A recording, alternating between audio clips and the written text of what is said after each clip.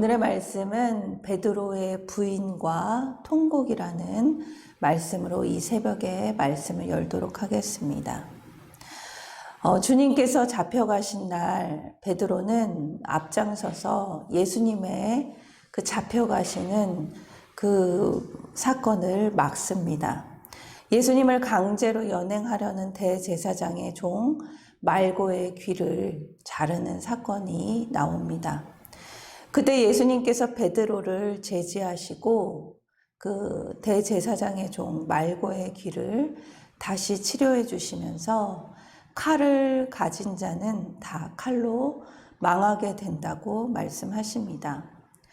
그리고 성경을 이루기 위해 스스로 잡혀가십니다. 이 잡혀가시는 예수님을 보며 제자들은 어떻게 했습니까?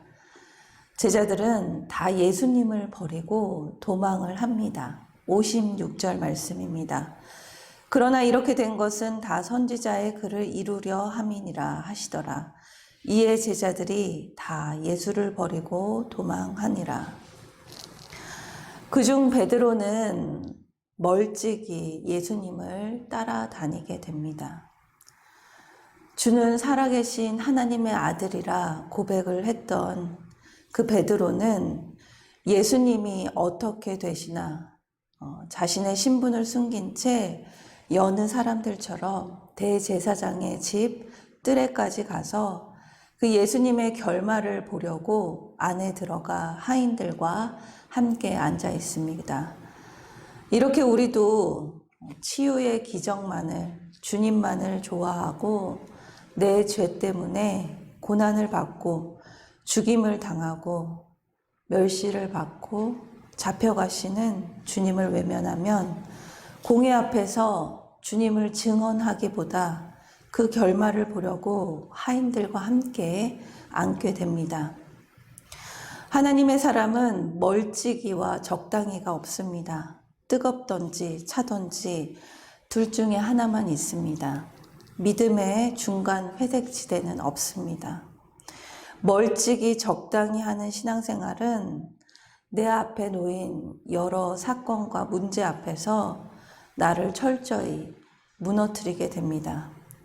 함께 묵상하길 원합니다. 나는 언제 주님을 멀찍이 따라갑니까? 아직도 주님을 기복적으로 알고 믿기 때문에 멀찍이 적당히 신앙생활하고 있지는 않은지 한번 되돌아보길 바랍니다.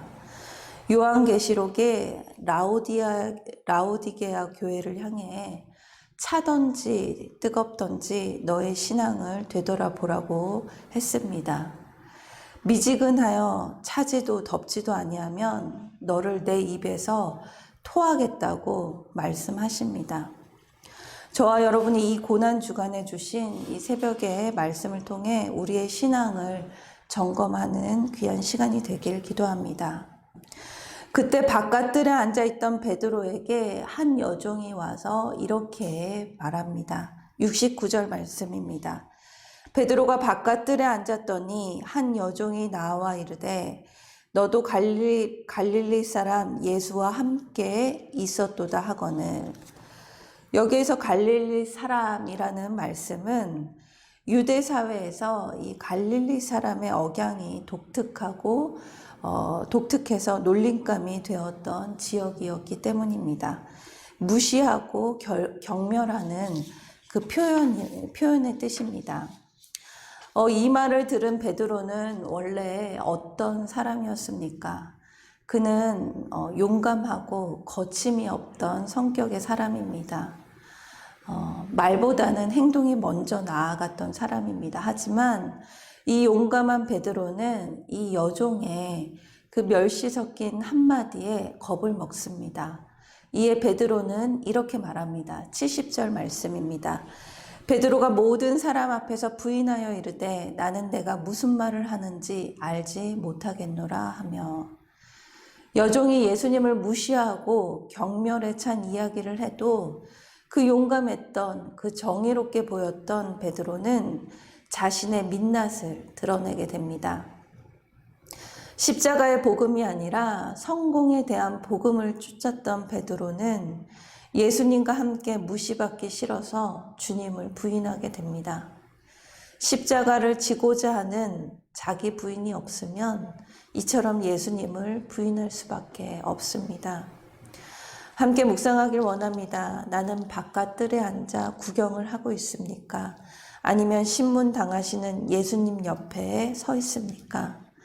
사람들이 예수님을 무시하는 말을 할 때 내가 그 예수님을 믿는다고 합니까? 아니면 조용히 모른 척 하고 있습니까? 예수님께서는 말씀하셨습니다. 누구든지 사람 앞에서 나를 시인하면 나도 하늘에 계신 하나님 앞에서 그를 시인할 것이라. 베드로가 수치의 현장을 벗어나 앞문까지 나아가게 됩니다. 그때 또 다른 여종이 그를 알아보고 거기 있는 사람에게 그가 나사렛 예수와 함께 있었던 자라고 말합니다. 이에 베드로는 맹세까지 하며 예수님을 두 번째 부인합니다. 잠시 후 곁에 섰던 사람이 베드로의 말소리를 듣고 다시 저자가 예수와 한패라고 하자 베드로는 세 번째로 예수님을 부인합니다. 그때 예수님을 저주하며 예수님을 부인합니다. 74절 말씀입니다. 그가 저주하며 맹세하여 이르되 나는 그 사람을 알지 못하노라 하니 곧 달기 울더라. 수치의 현장에서 회개하지 않고 회피하려고 하면 더 크게 넘어집니다. 더 큰 죄를 짓게 됩니다. 베드로의 맹세는 자신의 진술이 사실임을 확인하는 것이지만 저주는 다릅니다. 저주는 헬라어에서 자신에 대해라는 구절이 없습니다. 즉 예수님을 저주했다라는 것입니다.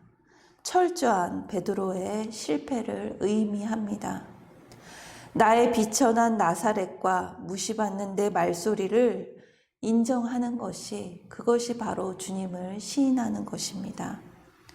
하지만 그것을 견디지 못하고 그것을 피하려 오히려 더 큰 죄를 저지르는 베드로의 실패를 우리는 보게 됩니다. 나에게 수치의 현장은 무엇입니까? 나는 그곳을 벗어나고자 회피하고 있습니까? 아니면 회개합니까? 내가 인정해야 할 나의 비천한 나사렛과 갈릴리와 내 말소리는 무엇입니까? 베드로가 예수님을 세 번 부인하자 곧 달기 웁니다. 병행 구절인 누가복음에서는 이렇게 기록됩니다. 이때 주님이 돌이켜 베드로를 바라보십니다. 그 시선에 예수님의 말씀이 생각난 베드로는 밖으로 나가 심히 통곡합니다. 그 말씀이 무엇입니까?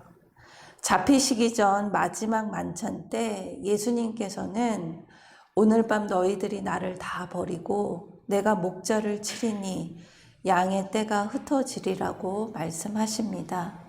그때 베드로는 다른 사람은 다 주님을 버려도 저는 결코 버리지 않겠다고 말합니다. 예수님께서는 말씀하십니다. 오늘 밤 달 울기 전에 내가 세 번 나를 부인하리라. 닭 울기 전 내가 세 번 나를 부인하리라. 이 말씀이 생각이 나게 됩니다. 내가 나를 장담했지만 나는 그것밖에 안 되는 사람이다. 말로는 고백했지만 실제로 예수님을 따르는 자가 아니었다. 심히 고통스러워서 밖으로 나아가 베드로는 통곡하게 됩니다. 75절 말씀입니다. 이에 베드로가 예수님의 말씀에 달 울기 전에 내가 세 번 나를 부인하리라 하심이 생각나서 밖으로 나가서 심히 통곡하니라. 수제자 베드로가 주님을 부인한 것처럼 우리도 주님을 수없이 부인합니다. 그때마다 주님이 나를 돌이켜 바라보십니다. 그때 우리는 주님의 말씀을 생각하면서 내 죄 때문에 심히 통곡해야 합니다. 슬퍼해야 합니다. 그럴 때 그 통곡은 구원에 이르는 회개를 우리에게 가져다 줍니다. 그리고 남들의 아픔을 공감하는 눈물이 됩니다. 오늘 말씀을 통해 저와 여러분이 우리가 항상 넘어지는 그 죄의 현장이 무엇인지 묵상하길 원합니다. 습관적으로 짓는 나의 죄의 현장에 나를 바라보시는 주님의 시선을 느끼며 내게 주시는 주님의 말씀을 기억나게 하실 줄 믿습니다. 오늘도 실수하고 넘어지지만 우리는 믿음으로 다시 일어서 구원에 이르는 회개의 통곡이 그 은혜가 오늘 우리의 삶에 넘쳐나길 기도합니다. 다 같이 기도하도록 하겠습니다. 사랑의 하나님, 오늘 베드로의 실패를 보게 됩니다. 주님 곁에 동고동락하며 3년이 넘는 시간 동안 주님의 모든 행적을 목도했던 주님의 제자가 자신의 안위를 위해 주님을 모른다 저주하며 부인했습니다. 저도 그랬습니다.